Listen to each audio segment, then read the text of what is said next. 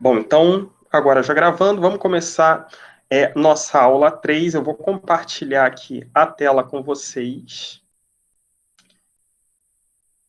Esperar aparecer aí para vocês. Acho que já deve estar aparecendo, né? Aparecendo aí para vocês?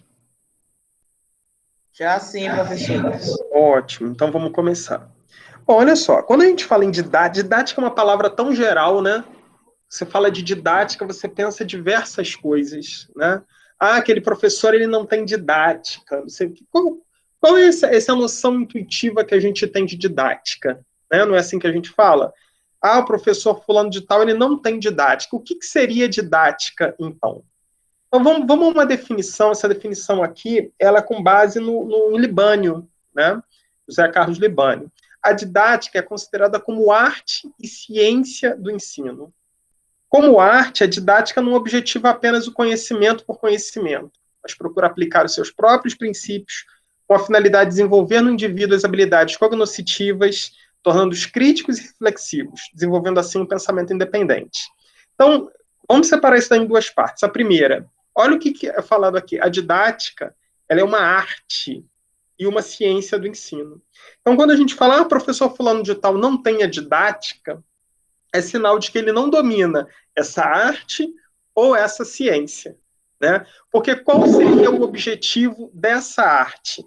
Não é apenas o conhecimento pelo conhecimento, né?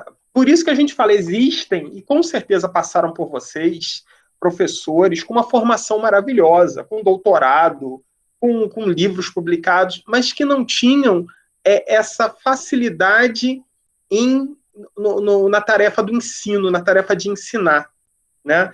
Ou seja, eles não tinham desenvolvido a arte da didática, né? Então, a questão principal que campeia a didática é essa. O objetivo dela não é apenas o conhecimento pelo conhecimento, mas é de aliar esse conhecimento, a forma como esse conhecimento se desenvolve e, principalmente, o objetivo desse conhecimento, que é que a gente torne os estudantes, né, os nossos estudantes, os alunos, cidadãos críticos e reflexivos. Okay? É isso que a gente costuma falar muito disso. Né? Deixa eu até falar uma situação que, assim, há um tempo atrás, e com certeza vocês já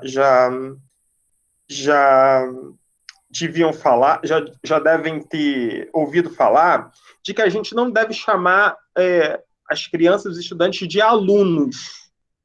Já ouviram falar isso? Porque alunos significaria sem luz. Vocês já ouviram isso? Já sim. Só que isso daí é lenda urbana, isso não existe, tá? Não tem nada a ver, etimologicamente, aluno não tem nada a ver com sem luz, né? É porque assim, o prefixo a é um prefixo de negação e luz do latim seria lux. Só que a origem etimológica de aluno não é de lux, é de halo. Halo no latim significa nutrir. Ou seja, aluno, o sentido etimológico dele seria aquele que foi nutrido. Então, essa é a noção de aluno. Então, não tem nada demais a gente chamar aluno de aluno, tá? Em alguns casos a gente chama de aluno, outros casos a gente chama de estudante, mas não tem nada a ver dizer assim, aluno é sem luz, a gente não deve chamar. Isso não existe. Isso daí foi uma confusão etimológica que fizeram que não tem sentido nenhum, tá bom? Então, não se Professor, preocupe. Sim. o senhor falou isso aí, eu lembrei de uma coisa. Geralmente a gente trabalha com essa questão de que aluno não pode se usar essa palavra aluno quando a gente entra na faculdade. Não sei se já aconteceu isso com outras colegas minhas, mas quando a gente está entrando na licenciatura de pedagogia, a gente ouve muito isso. Não se pode mais chamar o aluno de aluno, e sim de educando. E quando o senhor traz a questão da didática, me fez lembrar também a questão que se usa também quando se fala que a gente obtém a didática quando a gente fazia o magistério, quando o magistério existiu, né? E que através da licenciatura a gente aprende a teoria, mas a didática de prática de sala de aula a gente obteve durante o magistério. Não sei se o senhor também já ouviu isso, mas isso também era pertinente nos comentários, né? Perfeito. Olha só, para mim é uma outra lenda urbana. Por quê? Primeira coisa, eu acho o curso de magistério, o antigo curso, né, do ensino médio, um excelente curso. Inclusive, eu sempre defendi que deveria ser um pré-requisito para se fazer uma licenciatura. Não porque ali se aprende a didática e na licenciatura a teoria. Não, não é por causa disso. É porque eu acho que é preciso ter uma base didática, uma base pedagógica para se entrar numa licenciatura. Porque, embora você fique 4 anos numa licenciatura, na minha opinião, na minha concepção, a carga horária de disciplinas pedagógicas ainda é muito curta. É muito curta. Eu, além de pedagogo, eu sou formado em 2 disciplinas que são, que são disciplinas, aquelas chamadas disciplinas de ensino médio de quinto e oitavo ano, né? Que eu sou formado em matemática e sou formado em letras. Falo por matemática, que eu estudei matemática há mais tempo, foi minha primeira graduação. Existe um problema muito sério no ensino da matemática. Estou falando da matemática como exemplo, mas eu posso garantir que é a mesma coisa na geografia, na história, na biologia, na química, em todas. É um problema muito sério no ensino dessas disciplinas na faculdade. Qual é? Você não aprende a ensinar. Essa que é a questão. Você não aprende a ensinar.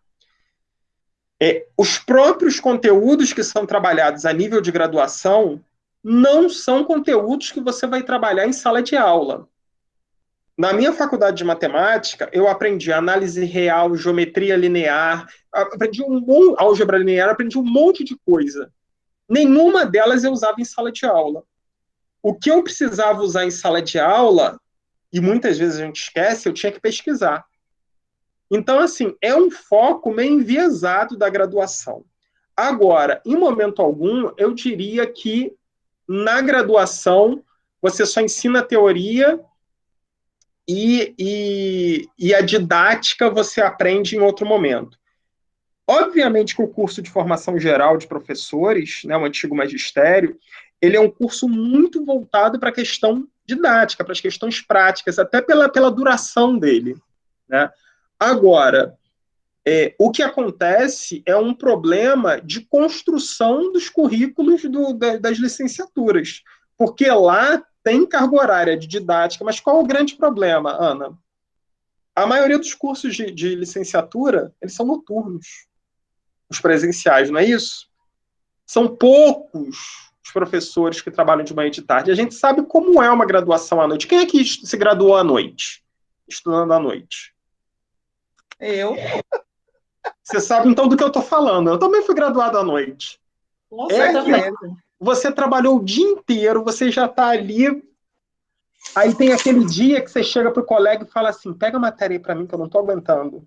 Ou então aquele trabalho, põe meu nome aí nesse trabalho, pelo amor de Deus. Não é assim que funciona, vamos ser sinceros. Sim, com certeza. Então, assim, é um problema das licenciaturas como um todo, né? Com certeza, isso eu falo de uma forma muito triste, isso não aparece nas engenharias, né?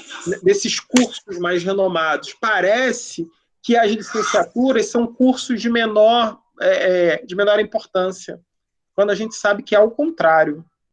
A gente sabe a importância que tem uma licenciatura, né?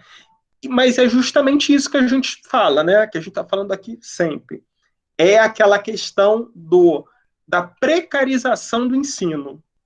Para a educação, qualquer coisa serve. Então, não, tá bom, aqui vai isso assim mesmo. Infelizmente, é isso que acontece. Mas, assim, de certa forma, eu não tiro totalmente a razão do que você falou. Não por ter essa divisão, mas principalmente pela deficiência das licenciaturas. Hoje a gente tem uma deficiência muito grande das licenciaturas. As licenciaturas não estão conseguindo preparar bons professores, justamente por vários problemas, mas entre eles, esses que eu acabei de falar com vocês. Ok? Alguém quer falar mais alguma coisa? Bom, então vamos prosseguir aqui. Se quiserem, podem me interromper a qualquer momento, tá? Bom, então vamos lá. Então, falamos sobre o que seria didática, essa definição didática. Agora a gente vai falar de dois tipos de aprendizagem. Essa concepção aqui de aprendizagem é uma concepção de Libânio, tá? É uma definição de Libânio. A gente tem dois tipos de aprendizagem: a aprendizagem casual e a aprendizagem organizada. O que seria aprendizagem casual? É aquela aprendizagem quase espontânea. Ela surge naturalmente da interação entre as pessoas com o ambiente que vivem. Ou seja, através da consciência, convivência social, da observação de objetos e acontecimentos. Um exemplo vocês com certeza, quem tem criança pequena em casa, ou tem sobrinho, tem filho, tem neto, ou vizinho, qualquer criança pequena que seja, vocês já devem ter percebido a habilidade que essas crianças têm com o celular na mão, né? Celular, com tablet, o que quer que seja, eles conseguem fazer tudo com uma facilidade, com uma desenvoltura. Eu vejo criança de 2 aninhos passando aquele dedinho assim, pum, pum, pum, para baixo, para cima. Eles precisaram fazer algum curso de como desenvolver, eles precisaram ler manual, como a gente faz, né? Quando a gente compra, a gente fica tudo perdido ali, demora 6 meses para aprender a usar o negócio direito.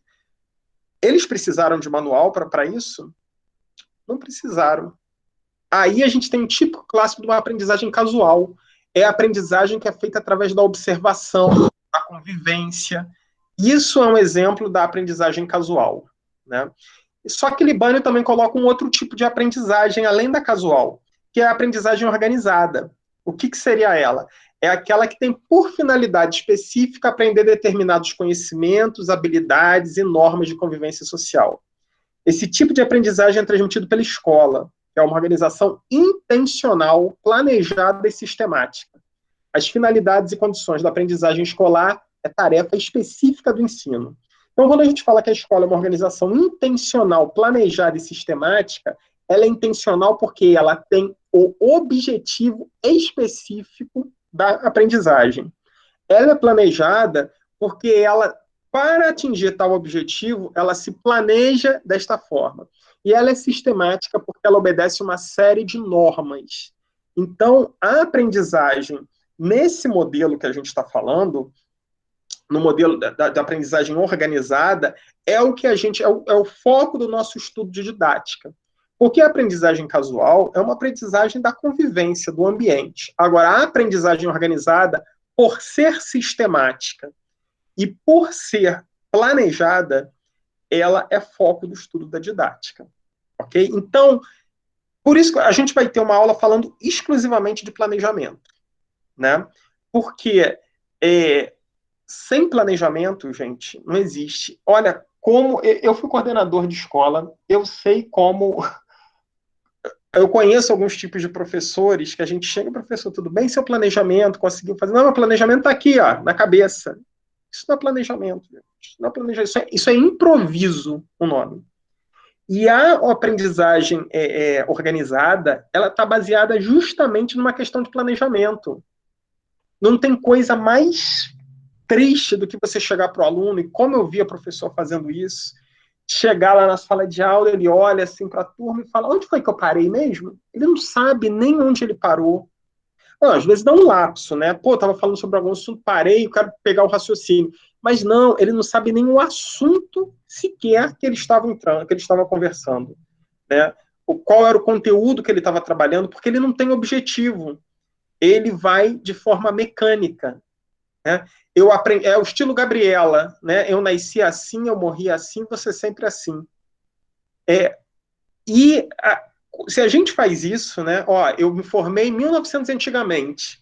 O professor me ensinou dessa forma. Então eu venho reproduzindo ano a ano a forma como o professor me ensinou, sem me dar conta de que as pessoas são diferentes, o mundo é diferente, os objetivos são diferentes, e eu só vou reproduzindo, reproduzindo, reproduzindo. Vou fazer uma pergunta para vocês. Com sinceridade, e eu falo com sinceridade porque eu já fiz isso.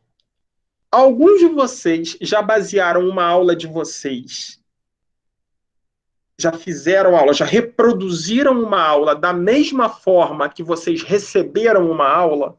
Ou, por exemplo, eu vou fazer a aula tal, porque eu já vi essa aula sendo feita e eu venho reproduzindo ela sempre. Vocês já fizeram, desculpa, vocês já fizeram isso alguma vez?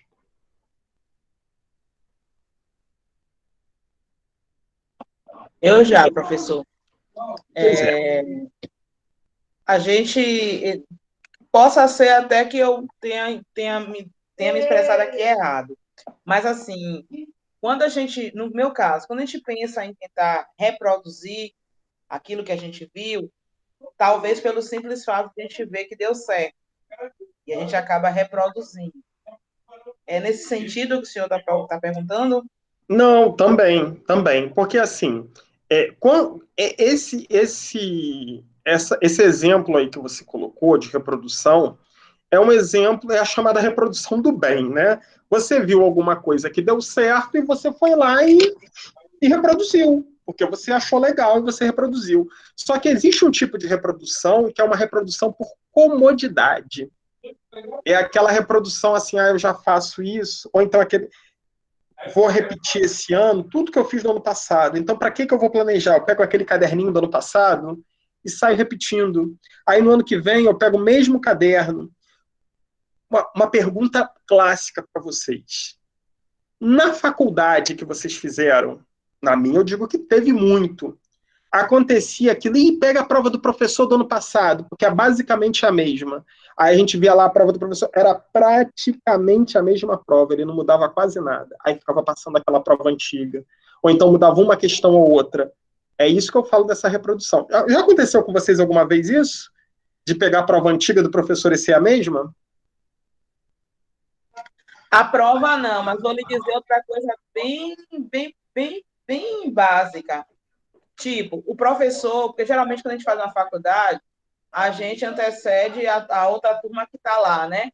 Então, Uhum. um semestre de diferença. Então, provavelmente, você já tinha mais ou menos o espelho do que ia acontecer com você. É tanto que o próprio colega, o colega que estava lá no semestre na frente, falava, né? Ah, a gente já fez isso assim, assim, assim, faça assim, que a professora vai fazer isso, isso, isso. Então, a gente já tinha mais ou menos algumas dicas. Eu não trabalhei com questões de prova quando eu fiz a licenciatura. Eu fiz em 2014 e eu não trabalhei com essas questões de prova, não. Era mais seminário, né? Mais voltado mais para trabalho. Então, toda vez que ela botavam uma atividade desse tipo, desse roteiro de estudos, a gente, às vezes, buscava na outra turma que estava um semestre na nossa frente, e ela já dava todas as dicas, como ia ser, como é que a professora ia avaliar, e coisa do tipo. Isso acontece constantemente. Não sei agora, né, em tempo de pandemia, mas até 2019 isso vinha acontecendo, sim, Pois é, constantemente. pois é, e acontece mesmo. Isso acontece, é uma coisa super comum. E é um tipo de reprodução, como você colocou assim, eu vi alguma coisa que eu achei legal, eu fui reproduzir. Esse tipo de reprodução é ótimo que aconteça. Você se inspira em alguma coisa que você viu e que você achou legal. Outro tipo de reprodução, que é o que eu falo que esse não é nem um pouco legal, é esse daí. Eu vou reproduzindo as minhas aulas ano após ano, ou semestre após semestre, por comodidade. Eu não penso que eu tenho um grupo diferente, eu não penso que eu posso dar uma roupagem diferente àquela atividade. Você sabe que tem professores e professores, tem professores que fazem isso. Agora tem professores que não fazem por comodidade. E isso é um problema sério de didática. Isso é um problema sério de didática, como a gente vai ver daqui a pouquinho. Ok? Então vamos seguir aqui. Processos inerentes ao ensino. O que seria isso? Né? Bom, o processo de assimilação de determinados conhecimentos, habilidades, percepção e reflexão é desenvolvido por meios atitudinais, motivacionais e intelectuais do aluno, sendo o professor o principal orientador desse processo de assimilação ativa. É através disso que se pode adquirir um melhor entendimento, favorecendo o desenvolvimento cognitivo. Libânio vai falar de 2 níveis de aprendizagem humana, mas antes disso, eu só quero chamar atenção para esses meios pelos quais o processo de assimilação de determinados conhecimentos se concretiza. A gente não pode pensar que o aluno ele aprende determinados conteúdos ou ele assimila determinados conhecimentos apenas através de uma função cognitiva. E eu vou dar um exemplo para vocês. Por exemplo, eu posso chegar lá na minha sala de aula e dar uma aula sobre educação ambiental. Falar para os meus alunos, gente, olha só, é muito importante não jogar lixo no chão, porque se eu jogo lixo no chão, vai chover, esse lixo vai para os bueiros, vai entupir o bueiro e vai alagar a cidade. Vocês entenderam? Ah, todo mundo entendeu, muito bem. Aí eu termino essa aula, pego um papel e jogo no chão. E aí? Valeu alguma coisa eu falar? Existe um ditado muito antigo que fala, né, que o exemplo arrasta, né? De que adianta eu falar tudo bonitinho se o meu exemplo é outro, né? Então, quando eu falo em meios atitudinais, o que eu estou querendo demonstrar é que não é apenas pelo meio intelectual, que é esse que eu estou falando, que eu faço uma atividade, que eu faço um exercício, que eu explico, mas pelo meio atitudinal. Se eu estou lá no dia a dia com os meus alunos e eu mostro para eles que quando eu estou com lixo na mão, eu tenho que jogar dentro de uma cesta, ou se não tem nenhuma cesta de lixo, eu vou colocar na minha bolsinha da mochila do lado de fora, eu vou botar no bolso da minha calça. Isso é um meio pelo qual o processo de conhecimento desses alunos é sedimentado, é um meio que mostra que a atitude pode ser um meio para assimilação de determinados conhecimentos. Okay? A mesma coisa em relação ao motivacional. Existem alguns aspectos que é através da motivação que a gente faz com que o aluno consiga assimilar determinados conhecimentos. O professor Vasco Moreto, ele fala muito dessa questão do erro como uma estratégia de aprendizagem. A gente deve valorizar o erro. A professora Terezinha Penafirme também fala da avaliação apreciativa, né? Você, não é que você vai falar assim, nossa, o erro é maravilhoso. Não, é você utilizar o erro como uma estratégia reflexiva e motivacional para o aluno. Eu sempre conto essa história, e não sei, alguns de vocês provavelmente já devam ter ouvido. Eu tinha um aluno que tinha uma dificuldade violenta, mas violenta. Assim, era um aluno tão esforçado, isso no ensino médio, tá? Era um aluno tão esforçado, mas sabe aquele que se esforça e o negócio não sai do lugar? E alguns professores, graças a isso, porque ele era até meio chato, né? Toda hora ele vinha, perguntava, tá certo, nunca estava certo. Ele tinha uma dificuldade muito grande. E tinha alguns professores que já estavam, assim, sabe, pegando ranço já, e falavam, não, tá tudo errado e tudo. E ele se sentia muito para baixo com essas questões. Então, eu falei, gente, o que eu vou fazer? Quando uma vez ele trouxe a atividade para mim, estava tudo errado, não tinha nada certo. Só que eu, por um lado, eu pensei assim, pô, se eu chego para esse cara e falo que tá tudo errado, saio riscando tudo, eu posso estar, ao contrário de ajudar, eu posso estar quebrando mais ainda esse processo de aprendizagem. Aí alguém pode falar assim, então vai dizer que está tudo certo? Não, não vou dizer que está tudo certo. Mas eu vou conversar de outra forma. Aí eu peguei a atividade dele e falei, nossa, mas você está melhorando, hein? Muito bem, olha aqui, tá vendo? É dessa forma mesmo, só que você ainda não conseguiu concluir, tá vendo? Aqui você foi até aqui, mas aqui você errou. Você viu como é que você errou? Aqui, só aqui. Ele, caramba, eu estava quase acertando. Mentira, ele não estava quase acertando nada, estava tudo errado. Mas o que eu queria mostrar para ele é que ele era capaz de fazer. Ele estava cometendo erros, mas que ele era capaz. Então, essa é uma estratégia motivacional para que a gente consiga a aprendizagem. A pior coisa do mundo, gente, é alguém colocar você para baixo, alguém falar que você não é capaz. Coloquem-se no lugar dos alunos. Não sei se vocês já passaram isso, se alguém passou isso na escola alguma vez e quiser falar, fica à vontade. Mas, geralmente, quem passa tem uma lembrança muito ruim de um professor ou uma professora que te colocava para baixo, que dizia que você não ia conseguir, que isso tudo. Isso marca uma criança. E quando eu falo criança, adolescente, para mim também é criança. Até 18 anos é tudo criança. Então, a gente tem que ter muito cuidado com as nossas palavras, a gente tem que ter muito cuidado, porque, assim, às vezes, quem tem 100, 200 alunos não tem nem noção. Mas lembrem-se que para você tem 200, 300 alunos. Mas para eles, você é um professor. Então a gente tem que ter muito cuidado com isso. No caso, eu sempre, às vezes, sabe aquele dia que você não está bem, que você não queria sair de casa, que você não queria trabalhar, mas que você tinha que ir trabalhar? Lá ia eu. E tinha hora que dava uma vontade de, sabe, estourar, mas eu falava assim, não, calma aí.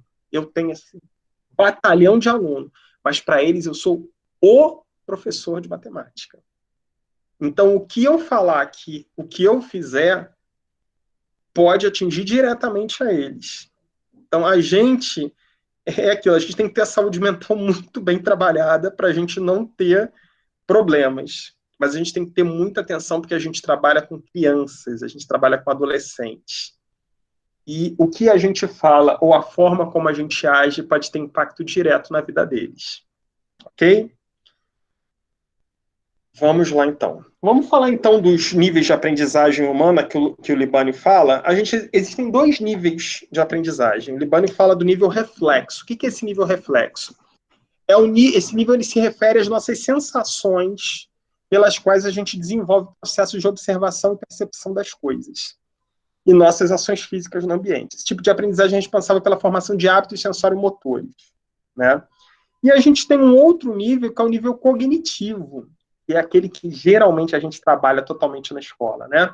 Ele se refere à aprendizagem de determinados conhecimentos e operações mentais, caracterizados pela apreensão consciente, compreensão e generalização das propriedades e relações essenciais da realidade, bem como pela aquisição de modos de ação e aplicação referentes a essas propriedades e relações. Então, esse nível cognitivo é o nível que a gente sempre tenta, que a gente tem sempre como objetivo ali alcançar, né? E, para isso, a gente precisa ter alguns cuidados. Vamos ver aqui na próxima. Que cuidados seriam esses? Para isso, a gente precisa entender o caráter educativo desse processo de ensino, né? Então, olha só. No desempenho da sua profissão, o professor deve ter em mente a formação da personalidade dos alunos, não apenas no aspecto intelectual, como também nos aspectos morais, afetivos e físicos. É o que eu estava falando com vocês ainda agora. Como resultado do trabalho escolar, os alunos vão formando senso de observação, a capacidade de exame objetivo e crítico de fatos e fenômenos da natureza e das relações sociais, habilidades de expressão verbal e escrita. A unidade instrução e educação se reflete, assim, na formação de atitudes e convicções frente à realidade no transcorrer do processo de ensino. Eu me lembro que, se eu não me engano, na aula 1 eu falei para vocês de instrução e educação. Instrução é uma coisa, educação é uma muito mais ampla. Só que esses 2 processos devem andar lado a lado. A instrução sozinha, ela não tem sentido algum se ela não fizer parte de um contexto maior da educação. Você pode ensinar muito bem para o aluno falar sobre a Revolução Francesa, mas se ele não entender o contexto histórico, o contexto das relações humanas, todos os fatos críticos sobre esse período, você só vai estar instruindo esse aluno sobre determinado conteúdo. Mas esse conteúdo não vai fazer sentido num processo maior, que é o processo de educação, que é um processo de interação com o mundo como um todo, né? Aí tem alguns pontos relevantes. O professor deve criar situações que estimule o indivíduo a pensar, a analisar e relacionar os aspectos estudados com a realidade em que vive. Gente, isso daqui é ponto fundamental. Não adianta, e essa é uma das críticas que eu faço muito, que todos os autores fazem, é a concepção tradicional da educação, né? É você ensinar por ensinar. É preciso que essas situações que a gente ensina, elas levem o aluno a pensar, a analisar, a relacionar os aspectos com o dia a dia dele, com o cotidiano, no que isso tem a ver. Uma das principais, um dos principais níveis de abstração de uma pessoa é quando ela consegue fazer relações entre fatos. É você estudar uma coisa e conseguir relacionar isso com outra coisa.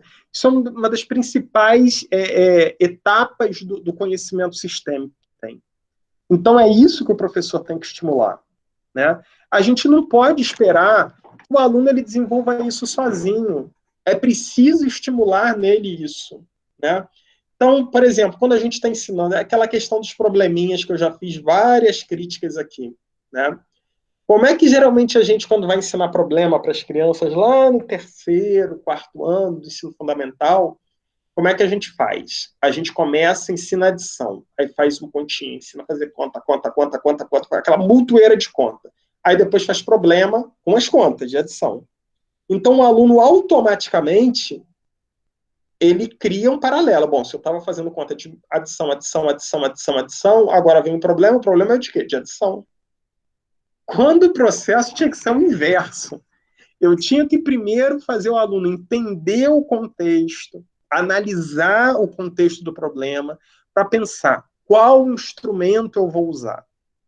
Então, são essas as questões de estímulo ao aluno que às vezes a gente deixa na mão, né? Ah, mas meu aluno não vai conseguir fazer. Mas é a sua tarefa estimular para que ele consiga. Ah, mas ele tem muita dificuldade. Estimule ele. A questão é estimulação. A gente precisa estimular. Se ele vai conseguir ou não é uma outra etapa, mas você precisa estimular. Ok? Outro ponto importante também. O processo de ensino deve estimular o desejo e o gosto pelo estudo, mostrando assim a importância do conhecimento para a vida e o trabalho. Tem uma situação aí que eu acho meio polêmica, né? Porque as pedagogias mais modernas falam assim, o ensino precisa ser prazeroso, o aluno precisa gostar de estudar.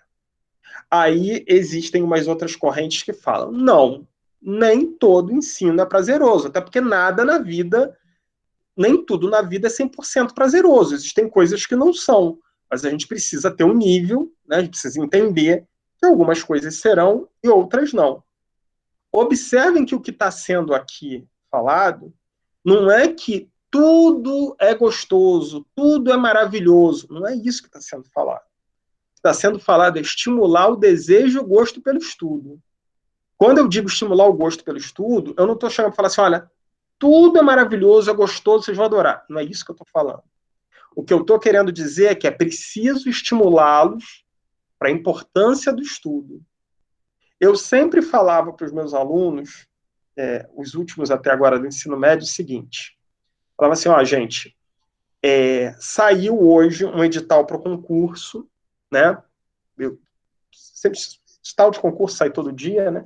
Saiu o edital para o concurso. O salário não é muita coisa, não. É 18 mil reais. Tá bom para vocês? Eles, nossa, professor, então. Como é que faz para passar no concurso? Vocês acham que tem pouca gente? Não, tem muita gente. E como é que esse pessoal passa? Estudando. Mas vocês acham que eles pegam o livro assim, estudando a hora e pronto, passa? Não, eles estão estudando há muito tempo. Então, qual é a importância do estudo? É porque quando chegar lá na frente, vocês vão poder fazer um concurso desse, passar e ganhar um salário de 18, 20 mil reais. Então, prestem atenção para a importância disso, né? O que a gente está falando é que não é que o estudo é a panaceia, é aquela coisa maravilhosa. Nossa, mas é muito gostoso, é melhor do que tomar sorvete. Não é isso, não é isso. O que a gente tem que estimular nos alunos, a importância, o gosto pelo estudo. Eu gostava de estudar, não porque estudar é uma coisa maravilhosa, não. Era chato, algumas coisas eram chatas. Mas eu gostava de estudar porque eu tinha um objetivo. Eu sabia onde que eu queria chegar. E é isso que nós, enquanto professores, precisamos trabalhar com os alunos. Mostrar para eles quais são os objetivos. Uma das coisas fundamentais, inclusive, que eu sempre trabalhava com os meus alunos, com os maiores principalmente, era falar sobre os objetivos da minha aula, do conteúdo que eu estava trabalhando.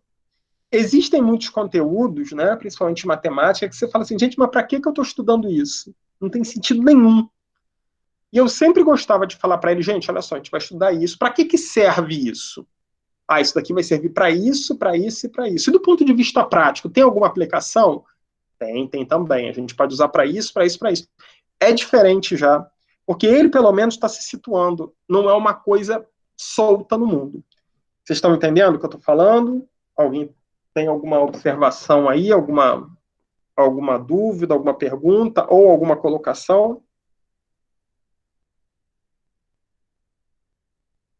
Pode continuar, professor. Ótimo, então. Bom, vamos lá. Próximo. Deixa eu voltar aqui. Vamos, então, falar do trabalho docente, né?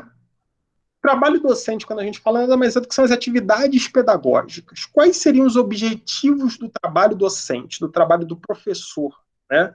Das atividades pedagógicas dirigidas pelos professores? Primeiro, assegurar aos alunos o domínio mais seguro e duradouro possível dos conhecimentos científicos. Esses conhecimentos científicos a que a gente se refere são aqueles conhecimentos sistematizados ao longo de anos pela sociedade, que hoje a gente coloca, né, e que devem ser transmitidos de geração em geração. Eles são muito importantes, né? E é isso que define o ensino tradicional. É a sistematização dos conhecimentos. Por isso que eu falo, a gente não pode jogar tudo fora. Ah, o ensino tradicional não vale a pena. Não, não é isso. O trabalho com esse conhecimento sistematizado é uma das características do ensino tradicional. E assegurar aos alunos o acesso a esse conhecimento é um dos principais características do objetivo do trabalho docente, né? A pergunta é, como isso vai ser feito? Eu posso ensinar para os meus alunos sobre a idade medieval, mas eu posso mandar eles lerem um texto de 5 páginas e depois eu responder um questionário. Como eu posso assistir um filme com eles sobre a época, depois a gente fazer discussão no meio, a gente pode fazer uma teatralização sobre algum tema. Então, olha as maneiras diferentes de você trabalhar um mesmo conteúdo, né? Segundo, criar as condições e os meios para que os alunos desenvolvam capacidades e habilidades intelectuais de modo que dominem métodos de estudo e de trabalho intelectual, visando a sua autonomia no processo de aprendizagem e independência de pensamento. Então, é função do professor auxiliar na criação desses meios, né, nas condições para que os alunos tenham capacidade intelectual de dominar essas atividades que estão vindo ali à frente e dos processos que vão ser desenvolvidos. O professor não é só um transmissor de conhecimento. É uma coisa, porque se fosse só isso, daqui a pouco a gente seria substituído por robô, que seria inclusive muito mais barato. Então, quem entende ainda o processo de ensino-aprendizagem como um processo mecânico de transmissão de conhecimento, está fadado a ser substituído por robôs. Porque os robôs fazem isso muito melhor do que a gente. Agora, criar as condições para que os alunos desenvolvam de maneira mais apropriada habilidades para desenvolver para que o processo de ensino-aprendizagem se desenvolva de maneira mais efetiva, isso daí um robô não faz. Assim como, olha a terceira, orientar as tarefas de ensino para o objetivo educativo de formação da personalidade, isto é, ajudar os alunos a escolherem um caminho na vida, a terem atitudes e convicções que norteiem suas opções diante dos problemas e situações da vida real. Ah, mas calma aí, eu não sou orientador vocacional. Não precisa ser orientador vocacional para auxiliar os alunos a escolherem um caminho, né? Eu, enquanto professor de matemática, eu não preciso estar falando lá para vocês têm que ser professor de matemática. Não. Mas eu posso demonstrar para eles, através dos meus conteúdos, que existem várias maneiras deles conseguirem desenvolver várias atividades, várias tarefas. Essa é uma função educativa. Esse é um objetivo educativo, independente da formação do professor e da disciplina que ele leciona, né? Então, esses objetivos docentes, eles são muito caros para a gente enquanto professor. Agora, e qual seria a concepção da didática no trabalho docente? a didática, ela vem tratar dos objetivos, condições e meios de realização do processo de ensino, ligando meios pedagógico-didáticos a objetivos sociopolíticos. Então, assim, eu tenho meios pedagógicos didáticos, eu tenho estratégias de ensino, eu tenho ferramentas de ensino e eu tenho os meus objetivos sociopolíticos. A didática, ela vai fazer essa ligação entre os meios e os objetivos. Não há técnica pedagógica sem uma concepção de homem e de sociedade, sem uma competência técnica para realizá-la educacionalmente. Portanto, o ensino deve ser planejado e ter propósitos claros sobre suas finalidades, preparando os alunos para viver em sociedade. Quando a gente descreve objetivos para os alunos, os objetivos não podem ser vagos, ao Deus dará. A principal função da escola, enquanto nível de aprendizagem organizada que a gente viu lá no início, é preparar os alunos para viverem em sociedade. E quando eu monto um planejamento de ensino, é isso que eu preciso ter em mente. A gente vai ter uma aula exclusiva de planejamento, e a gente vai voltar a falar muito sobre isso. O planejamento de qualquer atividade, ela precisa ser sempre para que faça com que os alunos se preparem a viver em sociedade. E para que eu viva em sociedade, eu preciso ter como base da minha técnica, eu preciso ter como base da minha técnica uma concepção de sociedade e uma concepção de homem. O que é a sociedade? O que é o homem? Como o homem interage na sociedade? E a partir daí, sim, eu consigo montar um objetivo. Ficou claro, gente? Deu para entender aí sobre o que eu estou falando?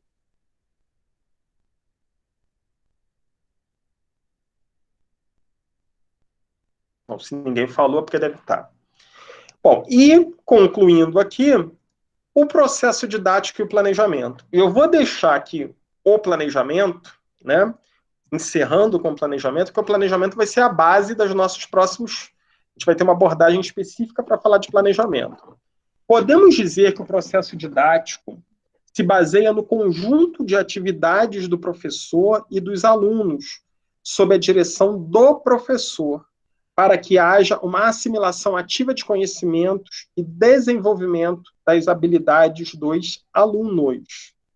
Então, é preciso que a gente deixe claro, gente, o seguinte: o professor, ele tem uma função mais do que de conduzir a aula, mas ele conduz todo o processo de ensino-aprendizagem. Então, a partir disso daqui, é que a gente vai falar de planejamento, né? Percebam como é que tudo vai, passa, mas volta a passar pelo planejamento. Por quê? Porque o planejamento é uma das bases do trabalho pedagógico e uma das bases da didática. O processo didático, ele passa pelo planejamento da atividade, né? Ele baseia a atividade. Ok? Alguma pergunta, gente? Alguma observação?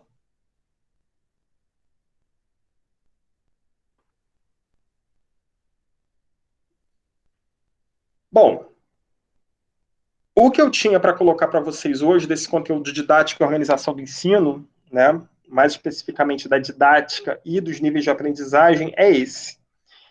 O nosso próximo conteúdo a ser trabalhado, ele fala sobre saberes, processos metodológicos e avaliação da aprendizagem.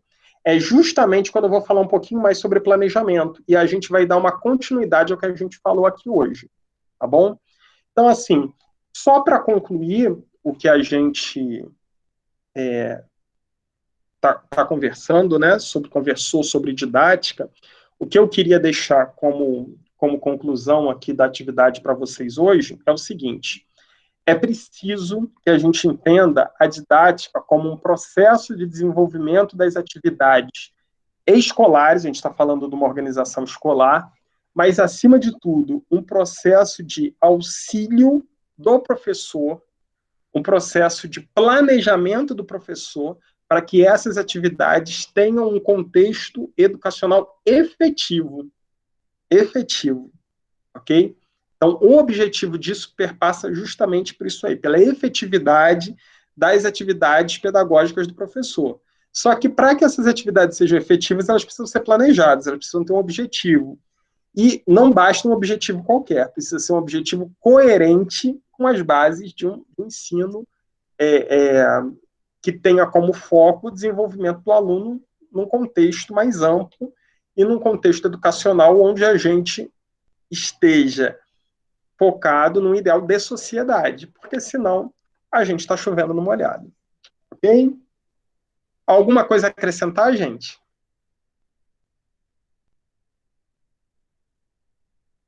Não? Então, olha só, eu vou concluir a aula de hoje, a gente terminou um pouquinho mais cedo, né? Era um assunto um pouquinho mais curto. E eu vou colocar um texto maravilhoso para vocês. Vou colocar até lá no grupo agora. Depois eu vou colocar lá no Google Classroom, mas eu vou jogar no grupo agora. É um artigo da professora Ilma Veiga, maravilhosa, falando justamente sobre. Deixa eu até abrir aqui. O título do texto. Ah, não, calma aí. Abri errado. Falar para vocês o título, que aí vocês conseguem. Ó, o título é Didática Geral e Didáticas Específicas. Pontos para reflexão. É um artigo dela, mas é um artigo curtinho, entendeu? Obviamente que é um artigo científico, então tem uma linguagem um pouquinho mais rebuscada, mas vocês vão ver que tem muitas coisas interessantes, principalmente em relação às proposições metodológicas nesse contexto das didáticas para o ensino. Eu vou colocar lá no grupo do WhatsApp daqui a pouquinho, tá bom?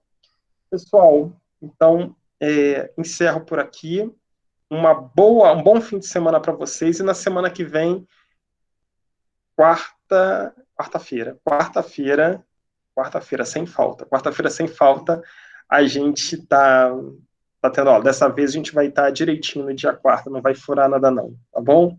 Pessoal, boa noite e até quarta-feira. Uma boa noite, professor. Bom fim de semana para o senhor também. Para vocês todos.